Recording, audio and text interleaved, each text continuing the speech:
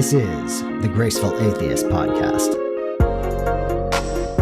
Welcome to the Graceful Atheist Podcast. My name is David, and I am trying to be the Graceful Atheist.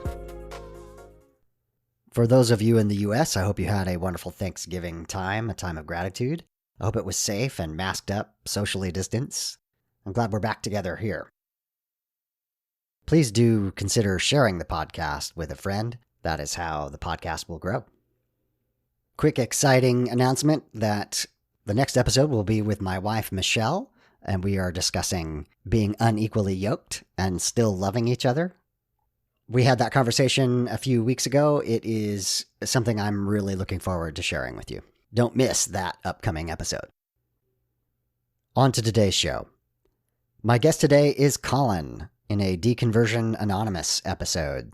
Colin is a natural-born storyteller and a comedian, which will become immediately apparent in our conversation. One of the fun things about doing this podcast is when you come across people who have independently come to very similar conclusions. That was true of my previous guest, Barrett Evans, and that is true of Colin as well.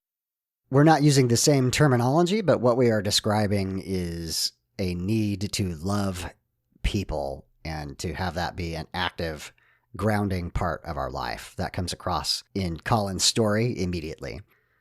Colin's story is also one of having been raised in an evangelical environment and the long-lasting impact that has made on him to this day.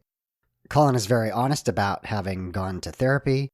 He shares both a heartbreaking and funny story about being a virgin later in life and the process of changing that fact.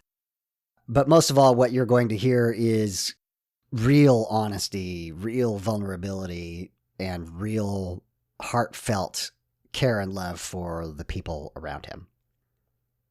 Quick note about the editing process. Colin and I just had such a good time, and I laughed so much, and the conversation was very organic. I rearranged some of the conversation to be more thematic. For some of the harder edits that are a little jarring, I've got a little pause music break in there. You might be used to thinking that's the end, so please stick through to the end. And of course, I'll have final thoughts at the end of the episode. Here's my conversation with Colin.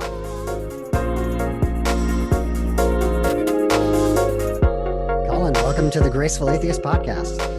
Thank you. It's great to be here. Your story is just deeply compelling, Colin, and I am excited for us to get into it. We'll start with really the beginning. What was your life like growing up? Well, I was raised, Christianity was part of my life as far back as I can really remember. Technically, I didn't get involved in it until I was about 6. Okay. The ripe old age. But I didn't do a lot of epic stuff before that. So yes, there really was no before and after. It was just sort of my upbringing. My parents split up when I was 3 and moved to opposite sides of the country. And my mom remarried.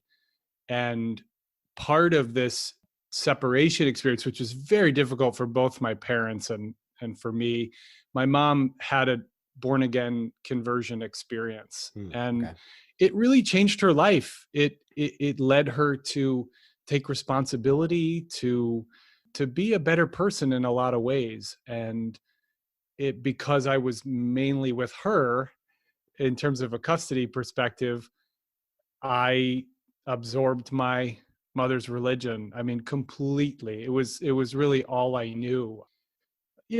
Church every Sunday, but then there was Sunday school beforehand. There was Sunday night, worship service of some kind, Tuesday night Bible study, Wednesday night Christian Boy Scouts. I mean, I was just deeply immersed in this world. I shouldn't pass over this. Friday nights was Christian clown rehearsals. Of course it was. I don't want to leave that one out. I loved connecting with people. I loved laughing. I always kind of had an itch to be a performer, but my whole world kind of came through the lens of the church version of everything. So I feel like I grew up surrounded by people who laughed a lot, Yeah. who were very intentional about living a good life, were very respectful of authority. We had Sunday lunches at friends' houses, and I mean, it was very positive Right. i- in almost every way. The only times it got strange were when I would interact with somebody outside of the sort of hermetically sealed little world Right. that I was in. Yeah. I mean, I think that's really interesting. Number one, for people like yourself who grow up in it, you don't know anything else. I think we have this tendency, especially maybe online, to only look back at the negatives. And there Mm. certainly are negatives, and I imagine that we'll get to those. But it's also okay to say, hey, the thing that Christianity or religion in general does really well is build community. Oh, so well. Probably had people that you loved and you loved hanging out with them on Sunday afternoons. And, so there are good things about the community that gets built around religion. I know. I feel like I'm sort of setting up the shift. It's like dun dun dun. Yes. But that's not actually like tactical. You'll find this. I'm a very positive person. Hmm. I see the good in everyone. It doesn't mean it's always an automatic reflex. I have to work at it, but it's hard for me to give weight to some of the negative experiences the same way, because I do really feel like it was a lot of good people who were trying. And, now that I'm an adult, I also understand that, adults have no idea what they're doing. Right. Everybody's winging it. So for me to put them on this pedestal of like, how could they brainwash me, or how could they tell me the answer when they weren't sure? It's like, I now understand as an adult, that's what you do. You do the best you can, Yeah. and you don't have all of the pieces connected. In fact, I think that's a much more interesting place to start than, oh no, I have all the pieces connected. I Right. have no doubt. There's no holes in the armor. That's intense. Absolutely. In some of our dialogue over email, one quote that hit me, you said, looking back, every time I was exposed to something outside Christianity, it made a bigger impact on me than Christianity did itself. What exactly did you mean by that? Yeah. Well, I mean, it's a great place to go next. I went to public school, so I interacted with quote unquote what we were told were non-believers, and I was kind of taught to be careful, to Mm, sort of hold them at arm's length, yeah. unless I was trying to evangelize to them. Right. And I did try to start a Bible study in my middle school. Like I felt like I was following the sort of the hero's journey Yeah. of being a youth group kid, right? Like I was making a stand. Right. And I'm in a weird way proud that I was a nonconformist. However, conformity is much more motivating. I mean, Yes. especially when you're like 11, like Right. I just wanted to fit in, and I liked all of the kids that I went to school with. I mean, I didn't necessarily see them as lost or as Right. selfish, or some of the rhetoric that I was really being taught, incapable of understanding spiritual things. It just wasn't my experience.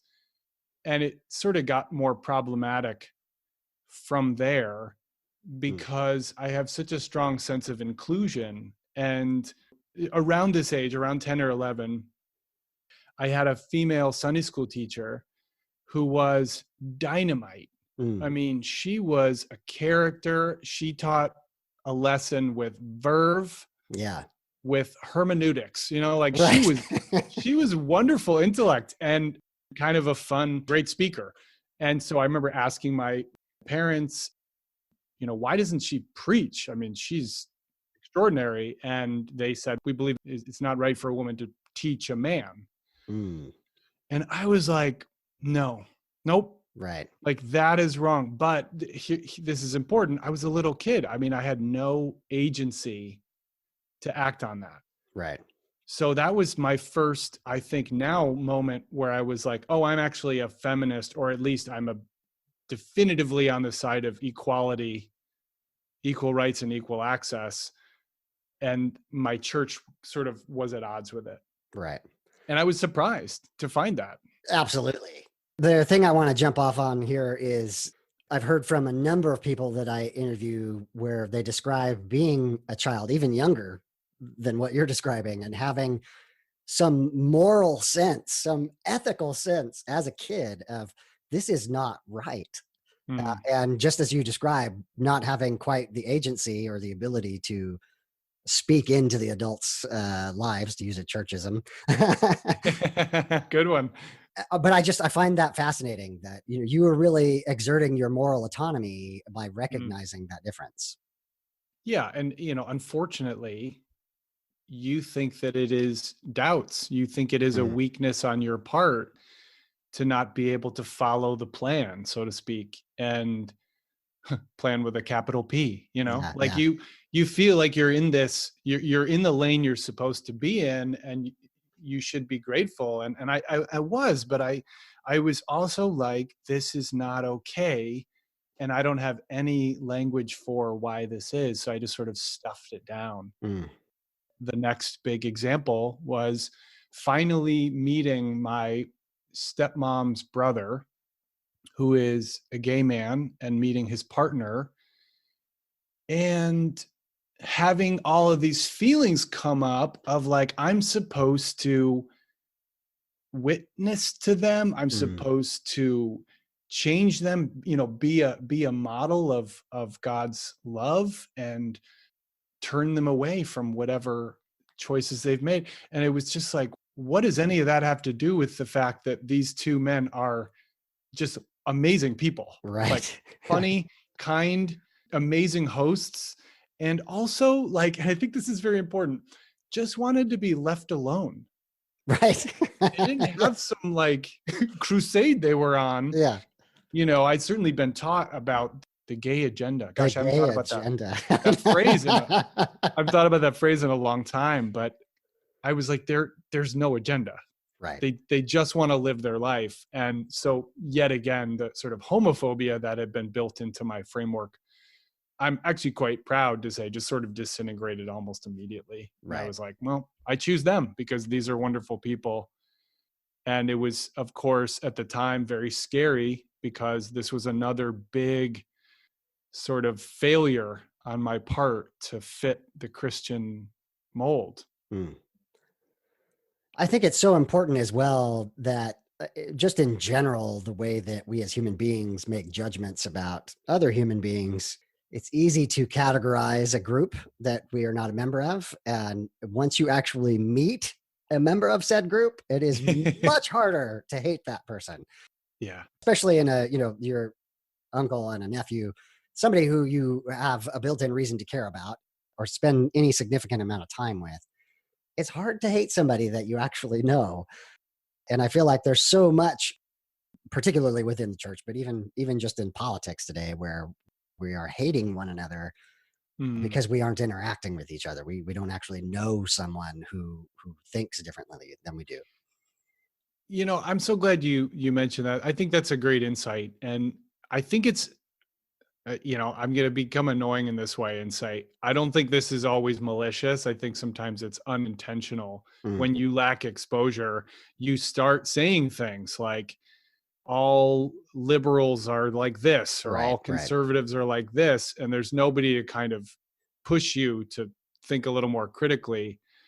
And I am concerned to see a lot of that us versus them rhetoric that I grew up with now happening on such a large scale Yeah, in many different respects, but certainly in politics. And it really breaks my heart because, well, this is just my perspective. I don't think being right is really the goal. I right. think the goal is to gain an understanding of how the other person thinks, Yeah, and to respect them for doing so. And I just, something I like to do, is probably gets me in trouble, is I like to engage in conversations with people I know I'm not going to agree with, because I just like the fact that we're getting along. right. I'm like, see, it can happen. Yes, yeah, Yeah. So I think it's a danger that when you're not exposed to people different from you, you do sort of create this caricature.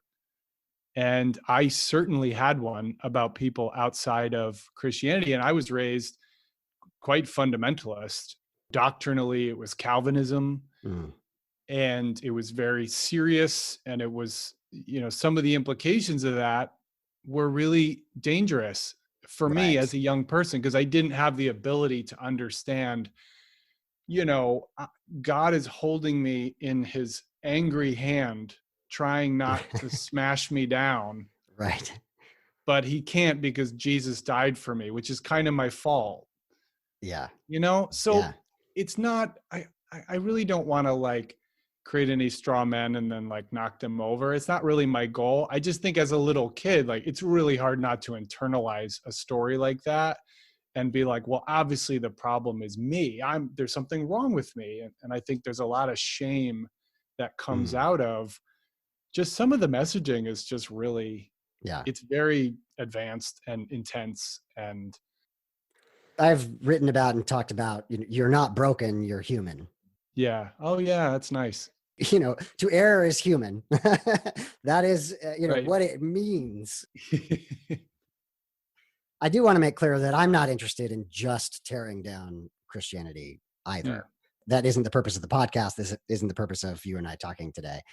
But it is illustrative to talk about that the message can be internalized, mm, even more so for someone who grows up with knowing nothing else. I often talk about having come to it in my late teens. And even though I wasn't yet an adult, I had some sense of an independent, who I was as a person, independent of the things that I believed or the people around me. And I think that has really protected me from the hardest, most traumatic experiences that I see from many, many people. And that message of you are broken, it's impossible not to internalize that. boy, yeah, that's well said. I sort of envy you that on some level, just because, yeah, like I said, at 4, I wasn't like traveling around Europe and, having conversations with interesting strangers. I Yeah. didn't have anything to compare it to. Yeah.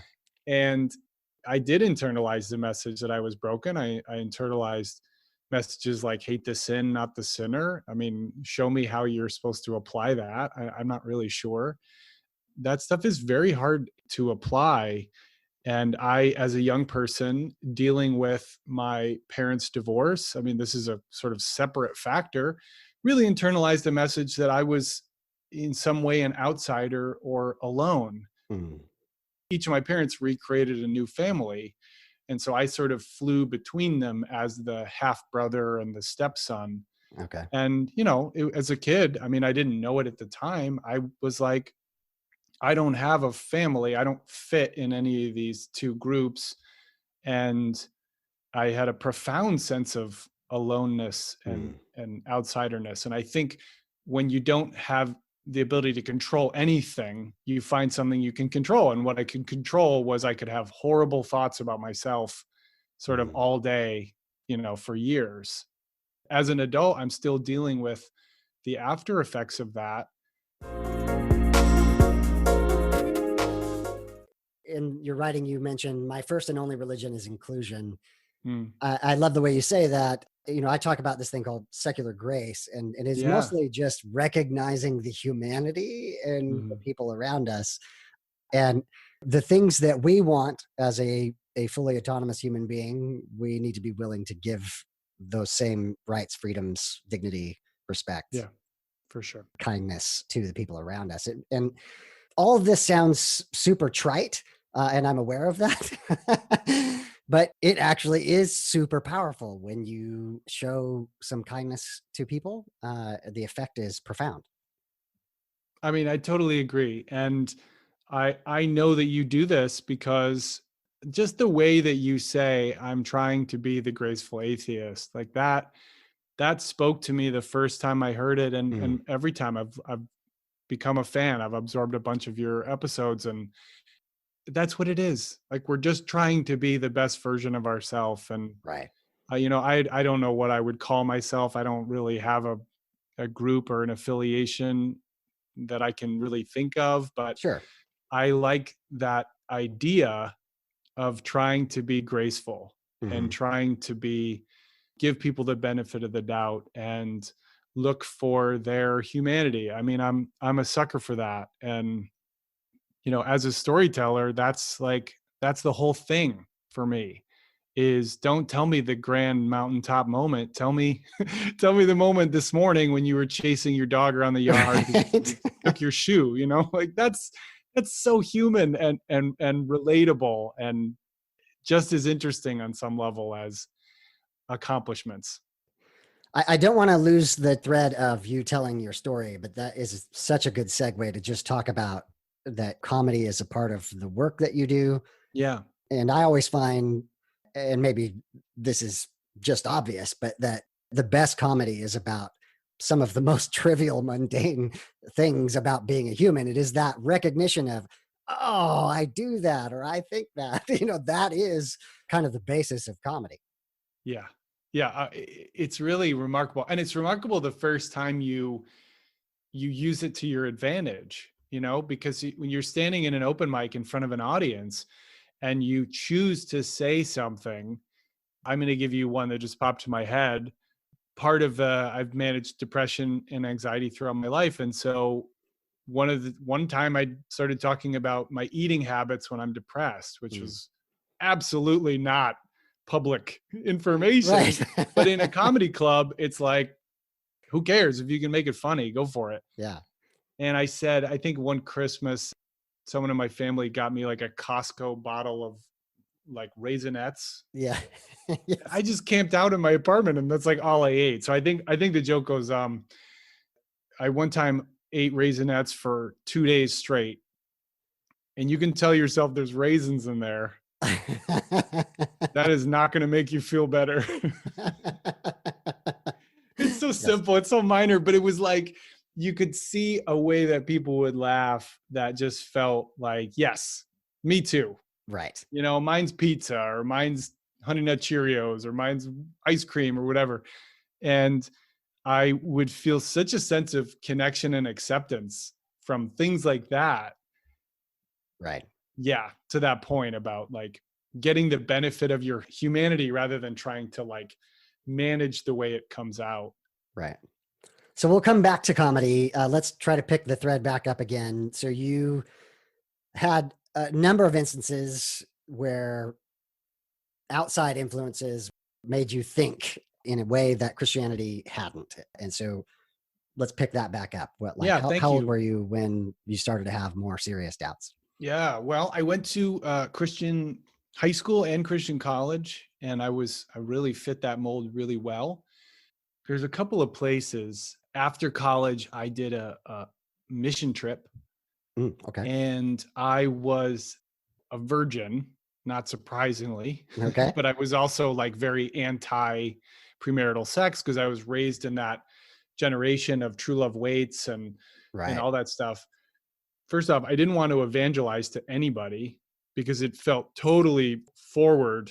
Like, I don't even know you. Why would I Right. ask you where you're going to go when you die? So I was kind of like I was like a bad missionary. Like, right. I was like, I'm screwing this up. And to make matters worse, I hung out with a couple of local guys one night, and one of them found out that I was a virgin. It was probably like, I don't know, early 20s. Okay. And he started, for lack of a better word, evangelizing me on the joys of, having sex. And I was like, this guy's making a lot of good points. Like, my argument it pales in comparison. Yeah. And so I think there was just this like lack of a true, I'm going to throw myself into the brink for this message. I was just more curious than anything else. Right. The other thing that really created a lot of doubt and inner turmoil was that I fell in love with movies at a very young age. Okay. And I was sort of, the obvious reaction was these movies have violence, they have sexuality, they have obscene language. Like, this is not of God. This is, not to be consumed. But obviously, I mean, I wasn't raised, I guess, thankfully, in such a removed environment that people did watch movies. Like, it wasn't that odd. But I sort of wandered into the R-rated action movie terrain, as most teenage boys. Sure. Like a perfectly normal person. That's the market. Yeah. And I felt at tremendous odds with this, and yet I love them. I would always feel transported. And I can recall, I have this very vivid image of, I would rent movies at the, Blockbuster near my house. And then I would sit in my basement. The only TV in our house was next to my room, which was also in the basement. I would sit there in this little armchair or something, right up in front of the TV, like right near the TV, with my hand on the power button, so that if I heard my parents' footsteps down the stairs in the basement, I could just turn it off. And that seems very suspicious. Like Yes. that's the posture of somebody who, like this is a secret.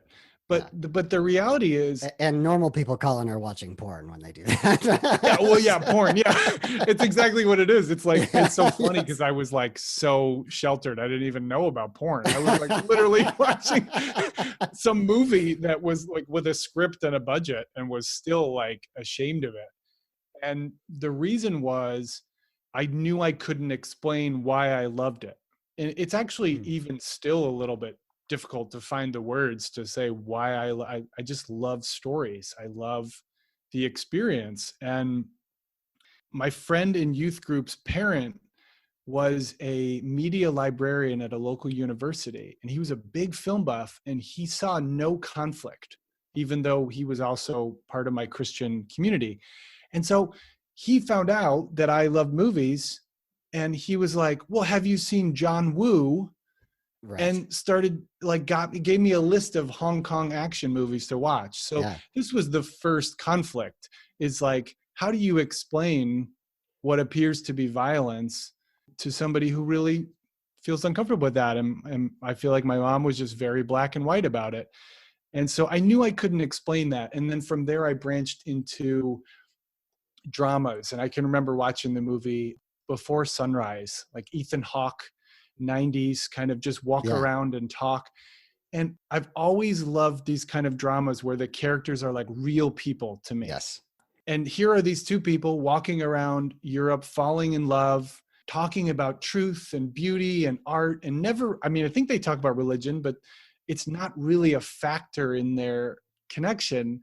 And so I would watch these stories, and in some ways they were my portal to a more interesting, more, I don't know, exploratory type of life. Even as I lived in this Christian world, I sort of felt like I was experiencing all of these different types of journeys. And I actually think now, like, how grateful I am, because they gave me other options. There were other ways to go when I got old enough to kind of choose my own way. First of all, just all Ethan Hawke movies in the 90s, I think. If you're, I don't know how old you are, but Gen X, I mean, that's just, you totally relate to all of those. Sure. But just that philosophical, I so totally wanted to be like Ethan Hawke. Oh, yeah. The coolest. He is so cool, yeah. And, now as a humanist on the other side, I can see it. I don't want to put words in your mouth, Colin, but that what we did as Christians is we had one book.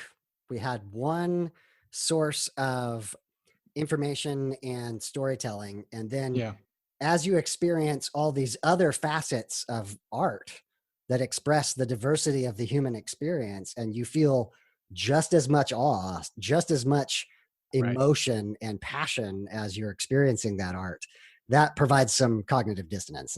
Was that your experience? It sure does. Yeah. I think about that young man sort of sitting in that chair in the basement, and I think just how much pressure, how squeezed I was to sort of not love a thing that I loved. And it makes me a little sad, because I didn't know that I didn't have to make my case to my Christian community. I would eventually be able to just love it because I love it. Right. And I think that because I didn't know about that option, I did feel extremely trapped. Fortunately, my love of it led me to a film school in LA, where I met other, there were Christians there as well who were like, I love, Steven Spielberg movies. And I mean, it didn't really matter what it was. It was just like, or like Fellini, like I got into some really cool stuff that I hadn't been exposed to.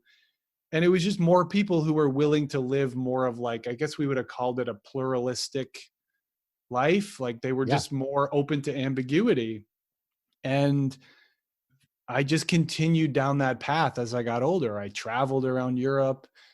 I just met people who were outside of Christianity, and I just didn't see it as a big barrier. Hmm.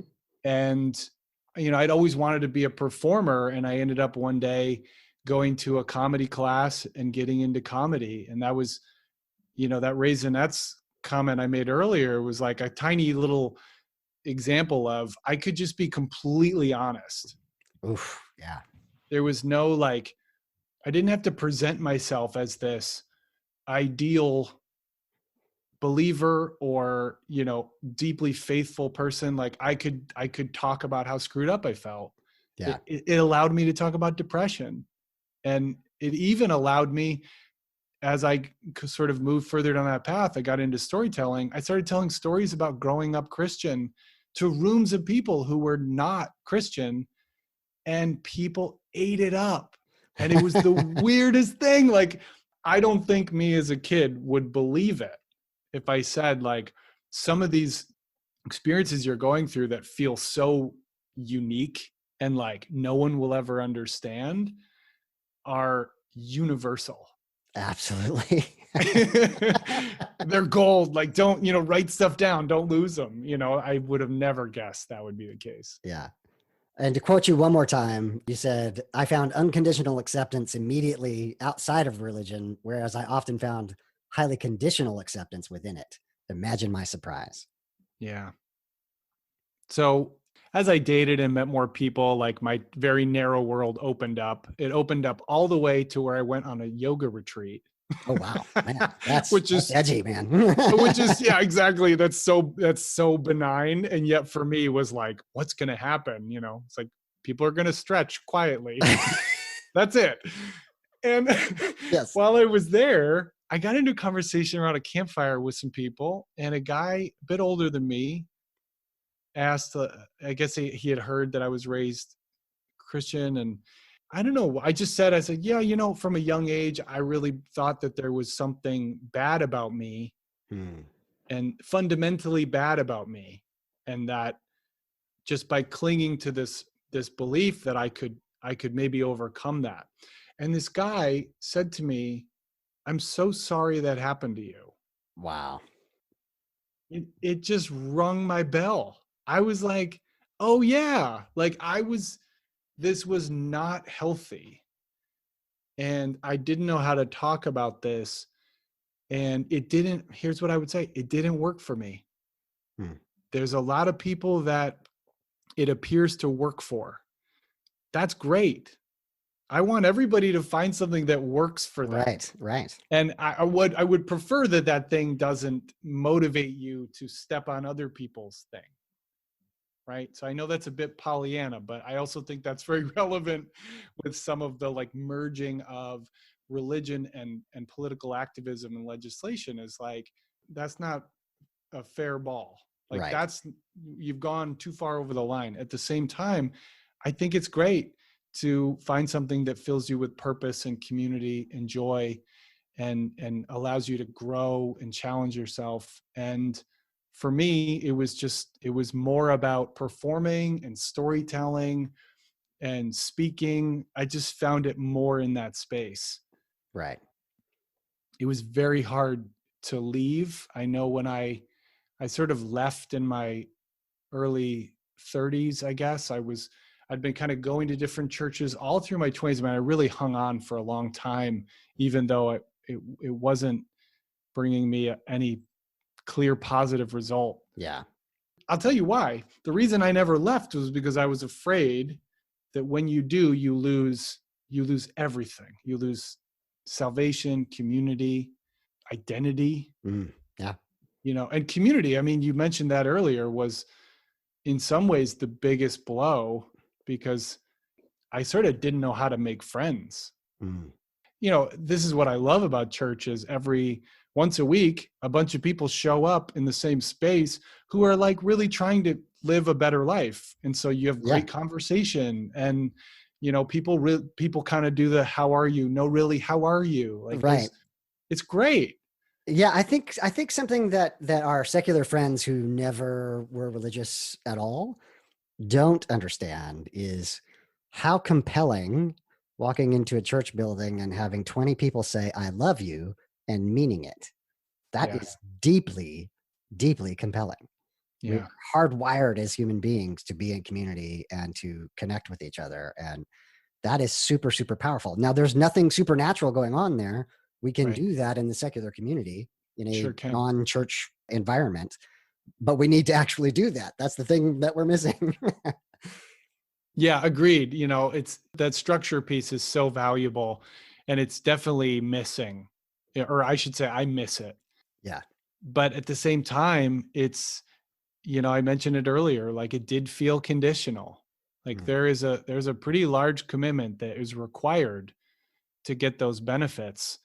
And I just felt more and more like it conflicted with my truer set of values, Yeah. which is like, I need you to know, like, you're in the circle with me. Like I got you. I'm not going to let you go. And I think, especially as a person with a lot of privilege who kind of became aware of it later in life, because privilege is invisible, Mhm. to the Yeah. people who have it, I should say, to the Yeah. people who have it. I felt it was my moral obligation to be more inclusive, not less, and to be looking out for people whose experience was different from mine. And that's one thing where church sometimes, for me at least, struggled, is that it fit the demographics of my region, which tended to skew very much people like me. The common thread that you've talked about is just honesty, whether that's in comedy or not. But I think Yeah. it takes a tremendous amount of self honesty to see one's privilege, right? To Yeah. see where I have been privileged many, many, many times throughout my life, even though part of my personal story was poverty, right? Mm. Doesn't matter. I still had this tremendous amount of privilege in my life. And so it sounds like you recognize that as well. So you've mentioned that you went to therapy, and as we know, many times in the Christian world, therapy is looked down upon. Mm. So I'm curious, what led up to that, besides the obvious of starting to recognize depression? How did you give yourself permission to do so? And then what was it like? Oh man. I was in my late 20s. I had been depressed at many points, but I was so depressed I couldn't work. Hmm. It was really, really intense. And someone gave me a business card of a therapist. And it was like it never occurred to me to explore that option. Right. And I think if it ever did, I was definitely explicitly taught, beware the counsel of the unenlightened. The wisdom of man and the wisdom of God are very clearly two different buckets.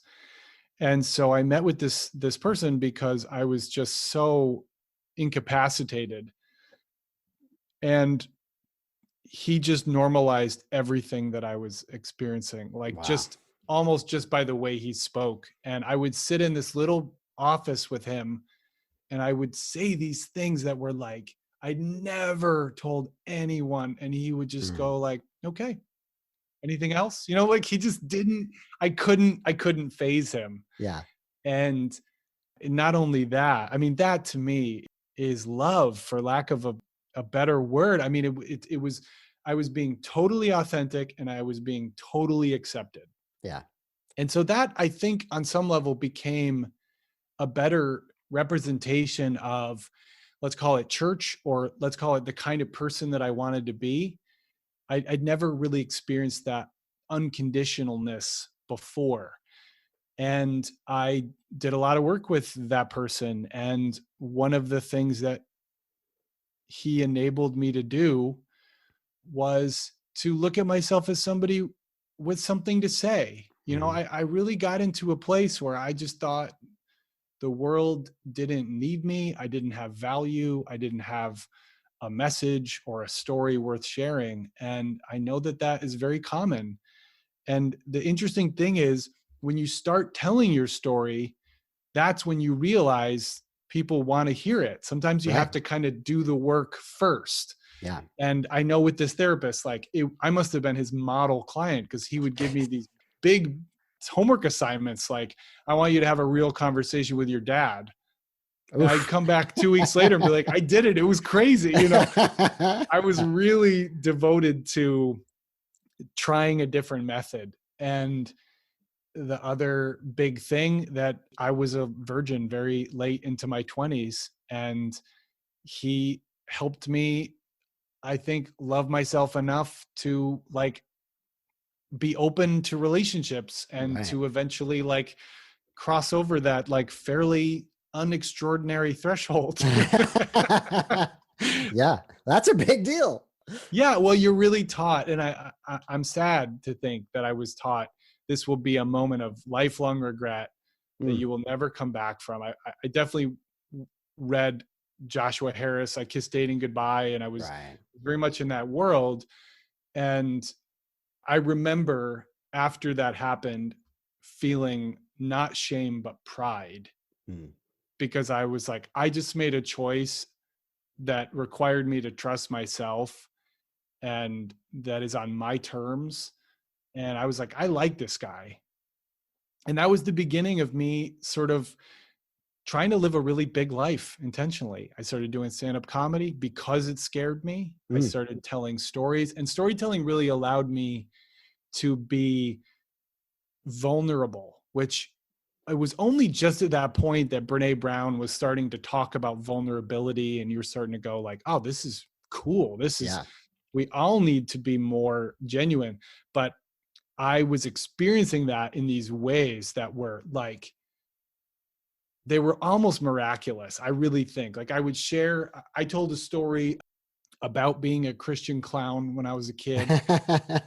And it's a funny story, but I'll be honest with you, it's still a little hard for me to say that I did that, because it's so dorky. And I would tell this story, and then I remember some woman in the audience came up to me after, and she said, I loved your story. And I said, it's funny, I didn't think anybody would relate. And she said, Colin, we were all 11. Exactly. Yeah. And I Yeah, was yeah. like, that's the truth, like your unique experience, people relate to it on their own terms. It's not a one-to-one, like, oh, I've experienced that, so I get it. It's more like the thematic resonance of, I also felt dorky and uncool, and this is just one example of that. And so for me, those moments, turning that pain into laughter, like Mhm. owning the joke and owning the story, like sharing things about mental health that I couldn't believe I was putting out there, always felt like this tremendous form of power. And Right. it was valuable. It was, people would say, thank you. I need to hear that. And so I just kept going, I why love it. stop when you're Yeah. getting that kind of feedback?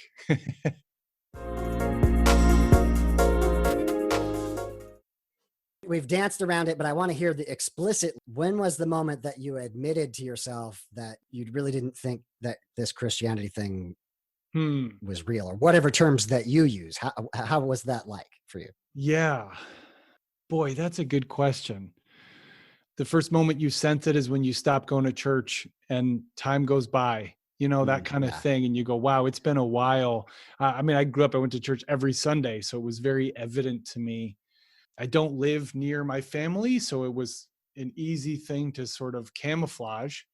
But I stopped going to church, and I started dating a woman who was not Christian. Mhm. I like to say she's the most kind, most generous. She's the most spiritual person I've ever met. Mhm. Never had a moment of church in her life. Right. So wrestle with that. Yeah. Exactly. Yeah. She didn't need that to become a truly good person. And I'm with this person, and I'm starting to build this business where I'm speaking, and I'm kind of seeing myself as a leader in a way that I'd never had before. Mhm.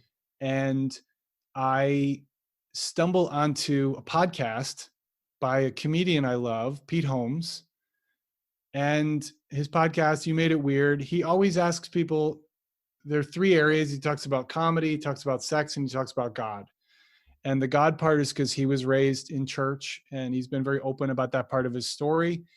And in the God part, he would just say, so like, what do you believe? And people would say whatever they believed. Hmm. And he would go, I love that. Yeah. Yes. And it sounds so basic, but he gave me a pathway. He was like, you can be that person who doesn't have an agenda, Hmm. unless the agenda, I guess, for lack of a better, there's got to be a better word, but the agenda is, I just want to love and accept you. And I want to be loved and accepted. Right. And so, in a way, listening to him, being with this person who is now my wife and is just my favorite person in the world, not going to church, I just kind of formed a new me. I formed a new center. Yeah. And it wasn't long after that, because it's very lonely, having left that world, that I stumbled onto podcasts from, the evangelicals, Life After. And I got to say, I was dumbfounded. I did not know that my experience was as common as it was. I felt completely, in a way, adrift. Like I had lost it. I'd lost the plot. I was floating out to sea.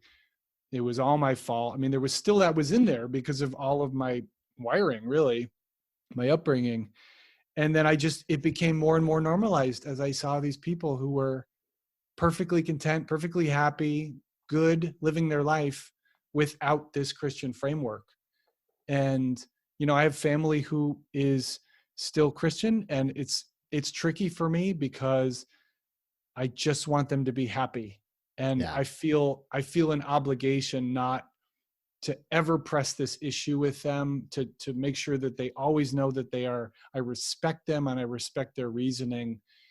And so it's been a little tricky because I don't feel like I can really tell them my story. Right. And I mean, I hate to say it, but part of the Christian story narrative is that if you fall away, your story stops. Right. Right. And that's Yes. really sad because Yeah. I think, I mean, what is a more fair definition of courage than being willing to leave the only world you've ever known and trust yourself and strike out on your own and follow your truth? I mean, it was terrifying Yeah. to walk out of those sort of metaphorical doors. And I now know, now that the lava has cooled a little bit, the wounds have healed, I'm just proud and I'm just glad that I did it. But it was really hard not to feel like I could talk about what was happening to me, because to talk about that would be to create dissension or challenge their beliefs. And yeah, I'd say I'm very fortunate. My family mostly just didn't bring it up. Yeah. It's an advantage, a real privilege of leaving your religion as an adult. It's kind of like, okay, it's not Yeah. what I wanted for you, but Yes. and I know they're concerned, but I think there's also a level of like, we see each other a couple times a year, so this is not that impactful. I think this is important, though. What you're saying is, again, being able to accept your family where they are at, Yeah. and then being hopeful that they can accept you where you're at. Maybe there's some asymmetry there, but it's important that we care about the people that we love who are still believers, even if we Yeah. have moved on and feel some more freedom. Yeah, and I understand some of the belief that makes that difficult. I understand the unilateral language of scripture, that this is the only way. I understand, like, it puts them in a difficult position as well. But I really feel that my life and my story, if it has value, it's for someone to hear it and to feel like they're not alone, Right. and whatever that means. And so that's why I try to be honest, and I try to share both my embarrassing flaws and failures, as well as talk about some of the beautiful, unforgettable moments that have happened in my life. I mean, I'm married to somebody who makes me laugh and who I make laugh every single day. And Mm. and we work so hard at our relationship. Like, Yeah. and we benefit from it. Like it Right. bears the fruit, and it's the lifelong project of my life. And I have created a career where I try to help other people tell their story in the best way possible. And being an entrepreneur is its own form of courage. I don't know where the next paycheck is going to come. I also know that's not really what it's about. It's about helping people be authentic. Yeah. And so for me, I guess it's a long way of saying it. I apologize. It's just this idea that I just want to tell my story, and I want other people to tell their story. And I want us all to kind of sit in the room together and be like, I know you better. And Yes. thank you for your courage, that sort of thing. Like, I just want to see more of that. Yeah. Again, one other resonance here is you're talking about that feeling of being alone or hoping that your story can help people recognize that they are not alone. All of the indoctrination can lead a person to feel like they are truly the only bad person in the world Mm. as they go through some form of deconstruction or deconversion or what have you, or whatever terms again that we use. That as they begin that walk away to find themselves, that they are somehow uniquely terrible. And it is so cathartic to hear that you're just average, that so many other people have gone through a very, very similar experience. And the details are different here or there, but that other people have gone through this self discovery process, have let go of beliefs that they found wanting at some point. And I think you telling your story is powerful. It is really important for people to hear. Well, thank you. I will say I've been very fortunate in my life to have people come up to me after a story or after a speech, comedy show, whatever, and just say, like, I really feel connected to you. And I feel less alone because you told that story about your grandma, made me connect to my grandma who I just lost. And because of your story, I got to like be with her. And it was so special. And I've had people say things that make my head spin. Like, one storyteller told me, I'm jealous of your Christian upbringing Yeah. because it's such good fodder It's material. for for stories. And I was like, okay, so you're jealous of my pain and my Yes. angst and my my confusion, but also, aren't those the hallmarks of a good story? Yes, yes. Like, point taken. And that is really been an advantage that I've had by being more of a public leaning communicator, is I get that feedback from people. Yeah. And so it is a profound and important reminder that you have a story and somebody needs to hear that story, and you don't know who it is. So you just got to get it out there. And the other thing is, people need help telling their story. Mm. And so just to listen, I brought up my grandma earlier. My grandma was the best listener I've ever met in my life. She could take a total stranger. She would literally take both of their hands Uh-huh. and envelop them in this deep conversation about money and happiness, and it was this incredible. We never could get anywhere because she was like having Yes. these conversations, but it Yeah. was incredible to watch. And I sort of, even as a young person, said, I want to be that any way I can. Mm. And I fail as much as I succeed, but I do really think we need more of that love and acceptance, less of that feeling of aloneness, less of that feeling of I'm waiting for you to be wrong so I can pounce. And, who would have thought that I would discover that from just wanting to tell jokes?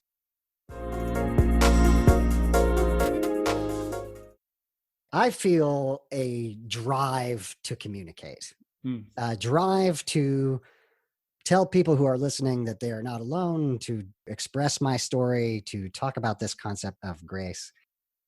But talk about the drive for you to communicate and what is the message that you are trying to get across? Wow. It's an interesting question. In my 20s, I wanted to be a writer, and I was terrified of rejection. And Mm. so I would work really, really hard. I spent hundreds of hours, honestly, writing screenplays and books and short stories. And then I would not submit them anywhere. I wouldn't let Yes. friends read. It's a terrible business model, by the way. Like, Yes. and by some random luck, I stumbled into this comedy class And it's so funny because you're in this class with like other students who want you to succeed. Like you can't fail. So you get up there and you make them laugh and you're like, this is all I want to do with my life now. Yes. It Yeah. is the most incredible feeling. And so, and in the back of your mind, you're like, I hope I don't ever fail Yeah. because this feels so good, right? And you shouldn't wonder if you're going to fail. You should know that you're going to fail. Like Yes. it's going to Yes. happen so fast. It's going to hurt so bad. You're going to just be dazed. Yeah. And for me, I was getting instant feedback on what I was writing. And while what I was writing was not that significant, I loved the process of feedback. I actually started to find like, well, it's not really rejection. They're just saying that premise wasn't clear enough. So we were confused and that's why we didn't laugh. Right. Or, another great one is when you try to get real, you looked like maybe you were going to cry. And so we were all worried about you. Right. And so Right. I often, when I coach people, I often say like, you can tell any story from your life, no matter how painful, as long as the audience knows that you are okay, that Excellent you point. want to be telling this story. And so all that to say, the process of putting your message out into the world and getting feedback, I think is profoundly human and profoundly beneficial. Mm. Like, I know I told that story about the rejection piece, but it's like that is so outweighed by the feeling of connection that you get. And so for me, I think it was the best accident that could have happened because I realized that it's not for me to communicate with my Word document and then save it away for no one to see. It's for me to share it with somebody else so that they can do something with it, Right. whether it's laugh, whether it's tell somebody else. And I think that led me directly into storytelling, where I was like, now I am trying to talk about real things. And I'm Yeah. trying to talk about losing my faith. And I'm trying to talk about losing my virginity, or I'm trying to talk about learning how to be okay in the brain of somebody with mental health, just realities. I mean, like all of us. And what I always found, and this is why I think communication is so beautiful and important, is that it's like, so what if you're on a stage, you're still just having a conversation and you are sharpened and you are shaped by the response that you get. Is that fair? Like Yes. Yeah. that to me is the magic, is like, and you're doing this too, which is so great because when you put your message out there and tell your story in different ways, you discover different parts of it and you discover parts that resonate. I love the interview where your friend who is not Christian Yeah. interviews you. And, I don't even know if this was intentional on his part, but what I took from it was how many quote unquote non-believers I was surrounded by who were totally ready to love me and accept me. Yeah. But there was this barrier of like, I don't know, he's really into this church thing and I don't know what that is. And Right. I want to be respectful, Exactly. and Yeah. I think I would have loved to have had some more friendships younger in my life and throughout my life that weren't so deep and profound and shame based and perfection oriented. And Yeah. I would have loved that. Yes. I Exactly. think Yeah. that would have been very balancing for me. Ultimately, that's what I found my way to through communicating. Part of my story is when my mom got into recovery, I fell apart. I wound up dropping out of high school. And part of the reason was that I hated public speaking and I had to do a number of projects in school where I had to get up in front of people and talk. So there was this thing that went by on Twitter a month or two ago that was, what would your 12-year-old self think about you now? Mm-hmm. And I jokingly said to my wife, I do what are in effect public book reports by choice would have floored my 12-year-old self. So I'm curious, Colin, what would your 12-year-old self think about you now today? Oh my gosh. I mean, first off, I love that. I even love that. I, for some reason, had the image of you and your 12-year-old self, like chatting and trying to find common ground. And Yes. I have to say, in my case, I wonder if younger me would have liked me, Yeah. because we were so oppositionally oriented in terms of this one specific thing of belief. I now understand that my religious experience was inviting me to find my way out, I suppose, Yeah. or at least find what was true for me on my terms. And so a big part of why I'm having this conversation with you today is because I have learned how to love myself. And I said this the other day to someone, and it sort of shocked me, but I said, I have become the person that I always wanted to be. Mm. Wow.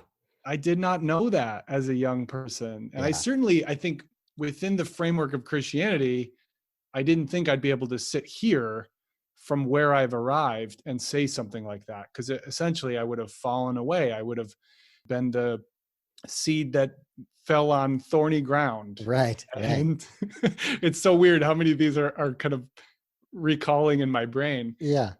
And yet I feel a tremendous sense of pride in the person that I have become.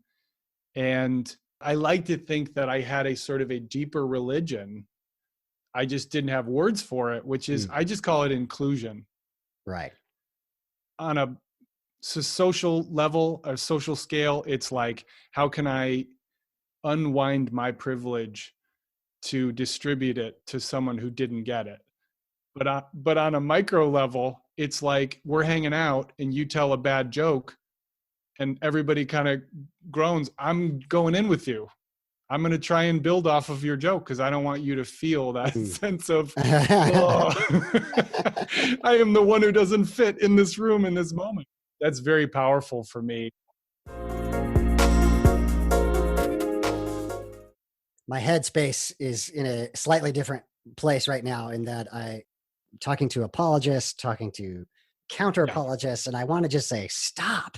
You know, Yeah. what we need is some honesty, some vulnerability. Let's just talk to each other like human beings.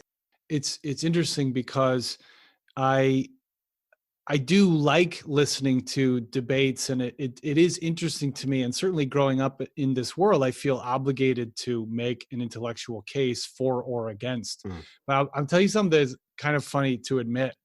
I read one of your blog posts where you do this beautiful. I would recommend this to anybody, like this very thorough thought experiment to explore whether or not Christianity is true. Mhm. And I don't think that I finished it, even though I was interested in it. That this better not come out like a backhanded compliment. It's not. Okay. It's because those are not the terms that I need to believe or not believe something. Right. And so I guess in this moment, it's occurring to me to say, if you're listening to this and you feel obligated that you have to prove the case for or against, I don't think that is the only way. Like, I experienced a truth that I know and yet is hard for me to articulate. Yes. And when I was a Christian, you could have beat me in an instant with your logical arguments, because I also at that point just believed it because it felt beautiful and it felt accurate and it felt true. Sometimes that's what it looks like. Right. Sometimes you just have to, what you really have to do is you have to listen to and trust yourself. And sometimes the answer you're looking for was kind of in there the whole time, but you have to learn how to hear it and to trust it. And in my case, it was just like, be the kind of person who loves yourself, who's proud of yourself, Yeah. take risks, show up for people who need it, and just keep doing that. Yeah. Like, just keep doing that. Just keep being brave, keep reading books, keep showing up as long as you can. That's Yes. my life philosophy. And ultimately, I think, like, in this conversation, I got to be my genuine self with you. And that it's just nice when you hear that self speak and you're like, I like that guy. Yes. He's all right, Oh, man. well. Well, Colin, thank you for being your genuine self. I think, again, that your story is important. I know that it will resonate with people. We are doing this as a Deconversion Anonymous episode. So what we'll do is this.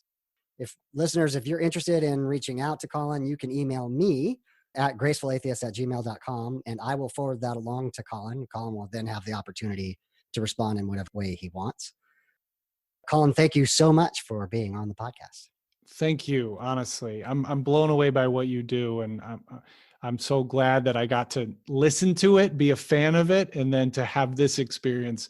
It really actually means a lot that you create this space for people to tell their story, even when they're scared. So thank you. I appreciate it.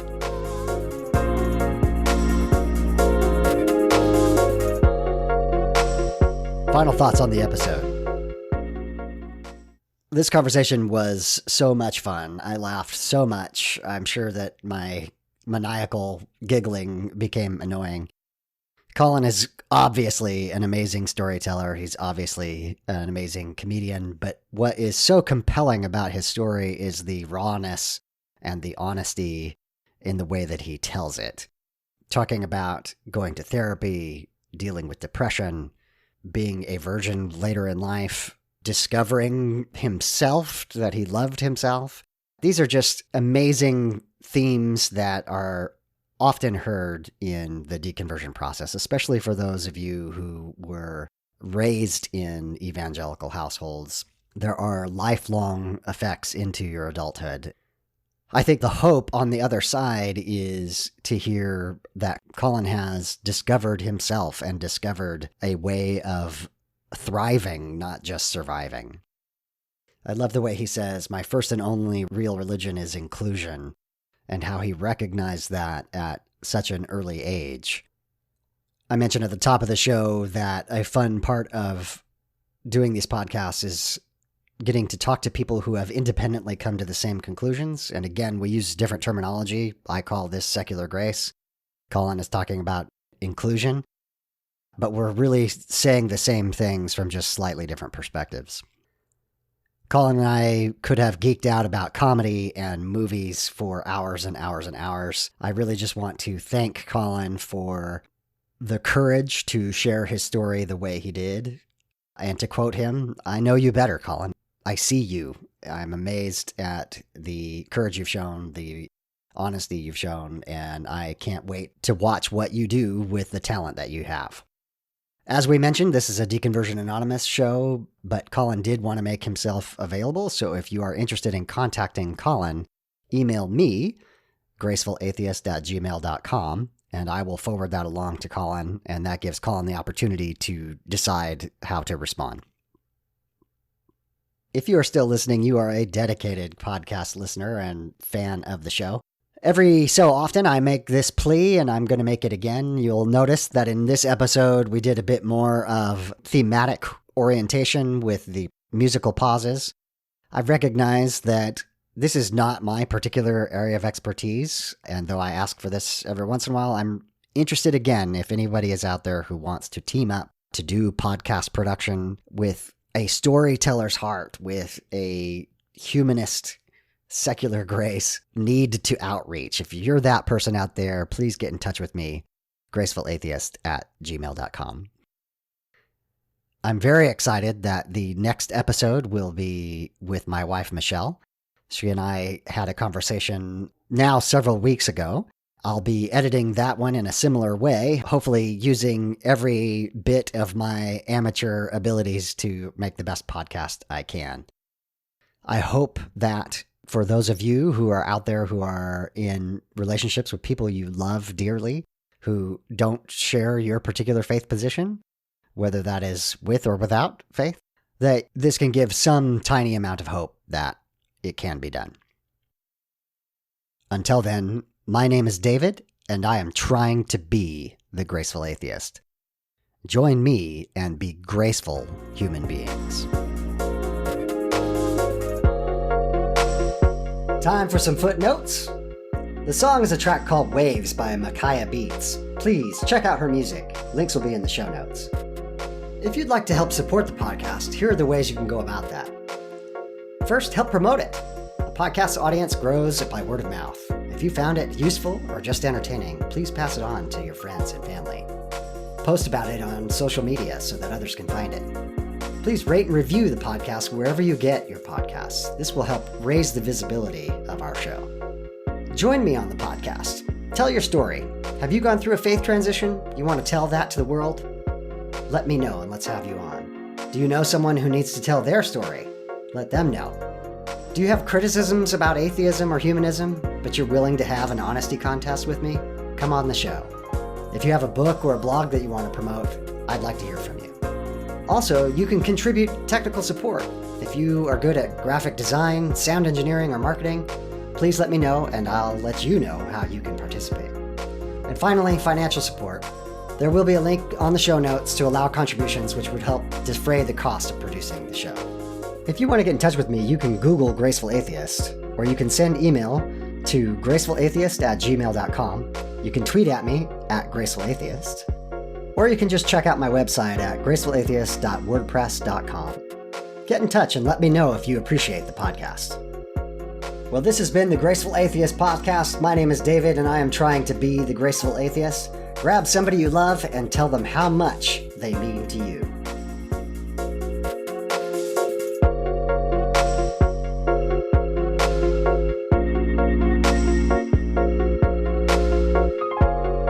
This has been the Graceful Atheist Podcast.